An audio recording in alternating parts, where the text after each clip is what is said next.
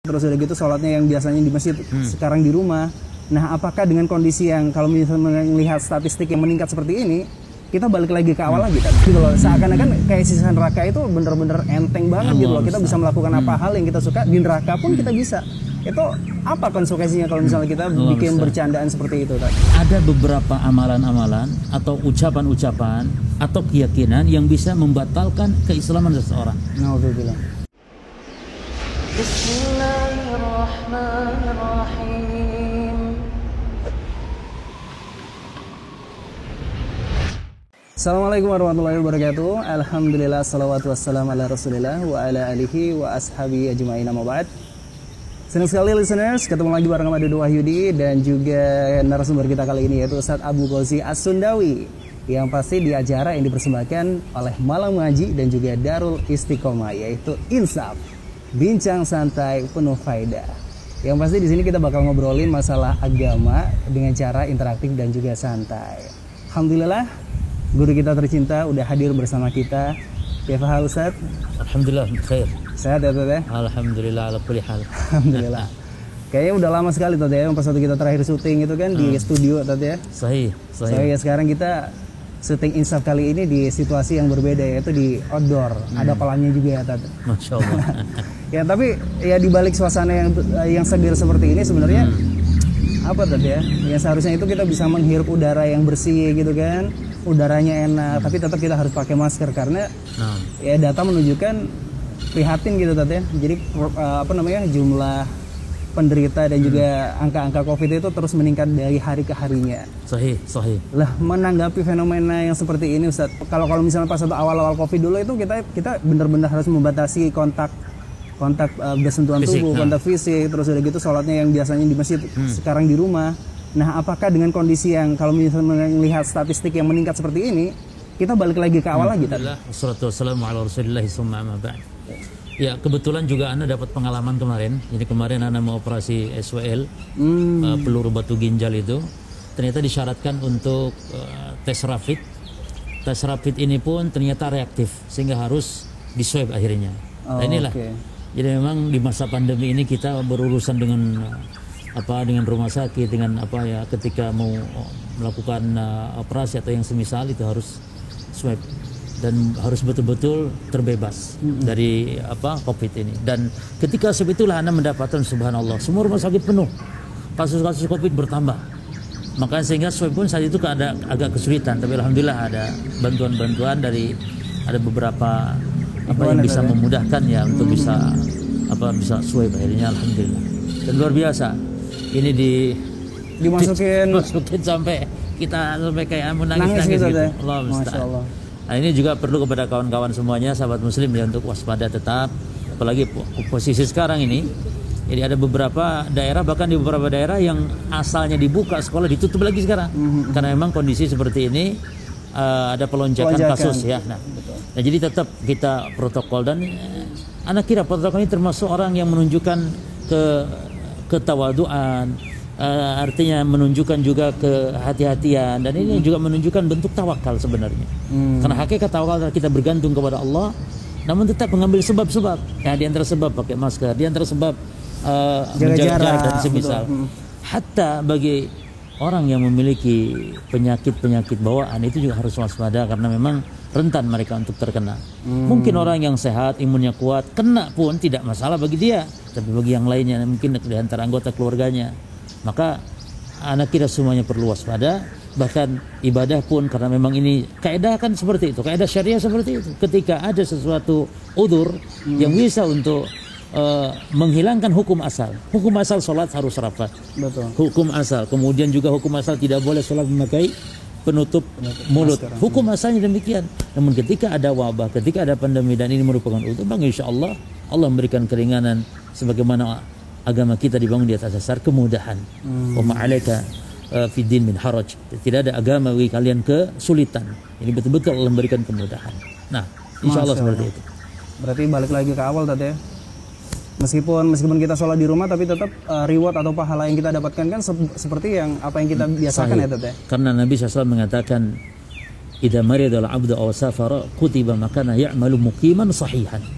Apabila seorang hamba itu safar seorang hamba itu sakit, maka tetap pahala itu sempurna ketika dia mendapat udzur, karena safar dan sakit merupakan udzur, Allah catat pahala yang sempurna. Demikian pula orang yang sudah terbiasa ke masjid, namun ketika ada pandemi dia di rumah, maka tetap dia akan mendapatkan kesempurnaan pahala karena meninggalkannya karena udzur. Demikian di antara kemudahan atau samahah dinil Islam, agama kita yang mulia. Demikian, alhamdulillah. Masya Allah, Masya Allah. Semoga Allah segera mengangkat wabah ini tadi. Ya Rabb, insya Allah. Insya Allah, nasrullah qarib, insya Allah. Pertolongan Allah dekat, insya Allah. Amin, insya Allah. Terus tadi yang ngomong-ngomong masalah hasil swab test itu tadi hasilnya gimana, Tat? Alhamdulillah negatif. Jadi ya? makanya kalau ada orang tes rapid, ya, karena rapid reaktif, hasilnya reaktif itu awal jangan ini. Kadang-kadang katanya virus lama yang sudah tidak aktif atau Allah Ta'ala alam, yang jelas seperti itu. Enggak, soalnya biasanya kalau misalnya ada tetangga kita yang mungkin aja di swab atau di rapid itu hasilnya reaktif, itu kan udah menanggung beban moral, Ustaz. Katakanlah sampai dikucilkan sama tetangga sebelah gitu kan, padahal itu reaktif itu belum tentu positif, betul, ketika betul-betul positif COVID swab, gitu ya. Oh, jadi yang lebih akurat dibandingkan antara rapid sama swab, lebih yang bisa dijadikan acuan yang swabnya. Yang swab ya. Jadi ada 3 cara ya. Pertama diambil darah dari sini, itu yang paling ringan disebut rapid ya.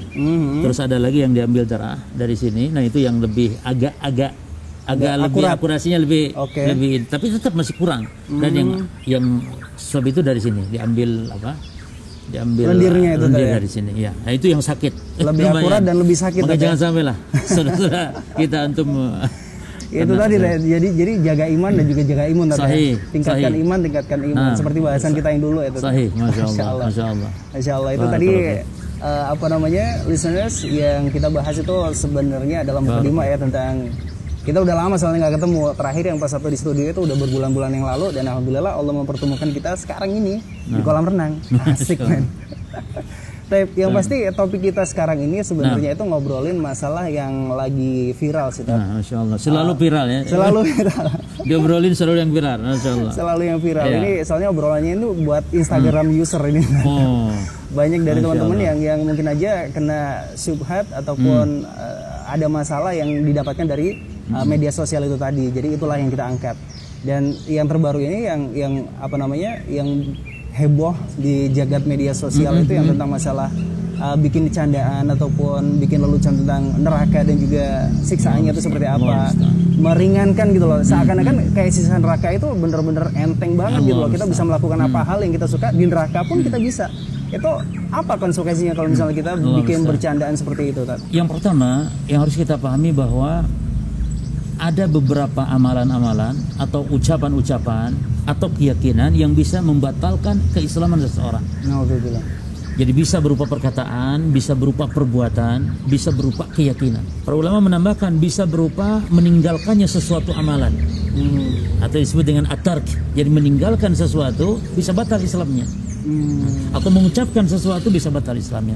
Di antara pembatal Islam dengan ucapan adalah al-istihza'u bid-din atau al-istihza' bid-din, yakni memperolok agama, memperolok Allah, mempercandai tentang Allah, tentang Rasul, tentang agama. Ini termasuk. Karena memang para ulama membagi istihza' itu dengan 2 ya. Istihza' sharih dengan ucapan, istihza' ghair sharih, yakni tidak jelas atau tidak yakni secara terang-terangan, yaitu dengan isyarat-isyarat seperti dengan membincangkan mata atau dengan mulut dan semisal. Tapi yang sharih itu dengan ucapan, seperti bercanda tentang pahala Allah, tentang surga, tentang neraka, tentang para malaikat, tentang para nabi. Ini konsekuensinya adalah batalnya keislaman seseorang. Dan kita kalau mengatakan pembatal Islam bukan sedang memvonis si fulan, si alan, tidak. Kita sedang membicarakan secara umum hukum orang yang melakukan ini, orang yang mengucapkan ini batal Islamnya. Namun nanti kalau untuk personal, untuk individu lain lagi masalahnya. Lebih rinci. Karena bisa jadi mungkin dia nggak paham, mungkin dia orang melakukannya ada yang karena terpaksa, melakukannya karena dia lupa. Kan orang banyak melakukan sesuatu karena lupa, karena terpaksa, atau karena memang tidak paham. Maka lain lagi. Yang kita bicarakan umum, yakni hukum secara umum, maka itu pembatal keislaman. Mana dalilnya? Allah Ta'ala berfirman dalam surat Taubah, "Qul abillahi wa ayatihi wa rasulihi kuntum tastahzi'un la ta'tadiru qad kafartum ba'da imanikum." Katakan Muhammad, apakah Allah, Rasulnya, ya, engkau jadikan untuk olok-olokan, maka jangan mencari alasan karena kalian telah kufur setelah kalian beriman.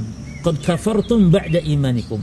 Ini dalil yang sangat jelas untuk menunjukkan bahwa Allah menyebutkan telah kufur setelah kalian beriman. Ini menunjukkan candaan-candaan ya tentang Allah, tentang Rasul, tentang agama ini adalah salah satu pembatal keislaman yang dihukumi pelakunya itu kufur. Yang kufur kepada Allah maknanya batal Islam seseorang, waliyadzubillah. Na'udzubillah min dzalik. Nah, itu sebuah konsekuensi ya yang maka hati-hati. Biasanya ini para artis, para pelawak ya, dia membawa candaan-candaan kepada agama. Walaupun hukum asalnya candaan seperti itu tidak baik ya. Karena ingin ditertawakan orang ya, tidak baik. Cuman ketika membawa agama lebih berlipat lagi keburukannya. Ketika bawa agama dalam bercanda. Jadi kalau misalnya yang pas satu dijelaskan tadi untuk masalah uzur tadi ya, apakah ketidaktahuan, ketidakpahaman. Jadi kalau misalnya meskipun mengucapkan tapi tidak dengan hati itu masih belum bisa dihukumi sebagai kufur atau segala macamnya gitu. Apalagi kalau kita berbicara tentang hati ya. Tentang hati kita sulit sekali. Kita hanya menghukumi dohirnya. Jadi dohir manusia, dohir yang kita dengar, kita lihat seperti itu, kita hukumi secara umum bahwa itu adalah perbuatan kekufuran, ucapan kekufuran. Namun masalah pribadinya, apakah kita kafirkan si fulan kafir, murtad dan semisalnya, maka ini ada syarat-syaratnya. Dan lebih rinci tadi. Ya betul. Jadi tidak boleh dan kita tidak menghukumi secara personal dalam masalah ini. Jadi itu mungkin pelajaran buat para konten kreator dan juga youtuber itu sahih. Yang mungkin aja terkadang yang pas satu kita membuat satu materi ataupun bahan yang targetnya itu adalah viewer dan juga like ataupun ya sebatas itu aja dunia itu sebenarnya.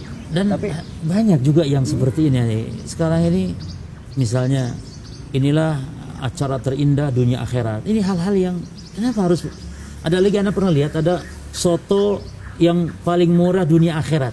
Ada gitu. Ya, Anda pernah baca, entah nggak usah disebut lah nama sotonya. Antum kalau lewat nanti ada soto apa yang paling murah dunia akhirat. Ini tidak boleh seperti ini. Apa maksud akhirat ini? Apa maksud paling murah dunia akhirat ini? Ini termasuk juga khawatir masuk kepada candaan-candaan dalam rangka untuk memperolok-olok. Walaupun kita tidak niat. Tapi kalau itu sebuah kesalahan, sebuah kekufuran, walaupun tidak niat tetap ya. Nanti secara perbuatan atau secara ucapan dihukumi. Pelakunya adalah merupakan pembatal keislaman.